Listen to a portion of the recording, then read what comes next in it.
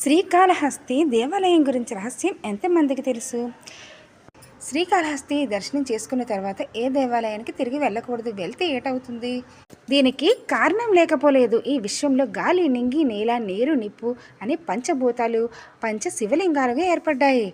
అందులో ఒకటి శ్రీకాళహస్తీశ్వర స్వామి ఆలయంలో ఆవిర్భవించిన వాయులింగం అంటే గాలి. ఇక్కడ గాలి తగిలిన తర్వాత మరి ఏ దేవాలయాన్ని దర్శించుకోకూడదని అందరి నమ్మకం. ఈ దేవాలయానికి వచ్చిన తర్వాత సర్పదోషం, రాహుకేతు దేశం పూర్తిగా తొలగిపోతాయని ఇక్కడ పూజారులు చెప్తూ ఉంటారు. అందులో ముఖ్యంగా సుబ్రహ్మణ్యేశ్వర స్వామి దర్శనం చేసిన వాళ్ళకి కాల సర్పదోషం పూర్తిగా తొలుగుతుందని ఇక్కడ పూజారులు చెప్తూ ఉంటారు.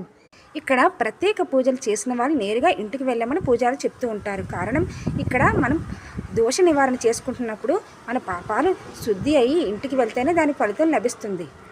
దీని తర్వాత మరి ఏ దేవాలయానికి వెళ్ళినా ఆ ఫలితం కాస్త శూన్యం అవుతుంది.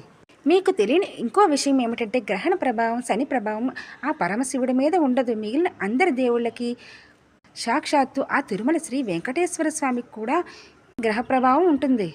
ఈ కాళహస్తీశ్వర స్వామి గుళ్ళో గ్రహణ ప్రభావం ఉండదని ఇక్కడ ప్రత్యేక పూజలు చేస్తారని పురాణాల్లో చెప్తూ ఉంటారు. అందుకే భక్తులందరూ ఇక్కడ దర్శనం చేసుకున్న తర్వాత తిరిగి ఇంటికే వెళతారు. ఏ దేవాలయం